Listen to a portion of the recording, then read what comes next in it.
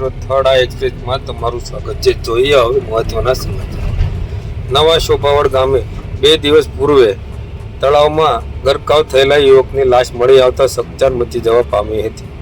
આજરોજ તારીખ 7/3/2025 રોજ સવારના 9:30 કલાકે જાણવા મળતી માહિતી અનુસાર વાત કરીએ તો 2 દિવસ પહેલા અરવિંદભાઈ નરસિંહભાઈ મકવાણા ઉંમર વર્ષ 30 દેવી પૂજક જેઓ નવા શોભાવડ ગામે કોઈ અગમ્ય કારણોસર તળાવમાં ગરકાવ થઈ ગયા હતા, જેમાં ફાયર વિભાગ દ્વારા 2 દિવસની સખત મહેનત બાદ આજે તેમની લાશ તળાવમાંથી મળી આવી હતી અને તેના મૃતદેહને તળાજાના સરકારી હોસ્પિટલ ખાતે પીએમ અર્થે ખસેડવામાં આવ્યો છે. હવે અવનવા સમાચારો જોવા માટે અમારી થર્ડ એક્સપ્રેસની લાઇક, શેર અને સબસ્ક્રાઇબ કરવાનું ચૂકશો નહીં. ધન્યવાદ.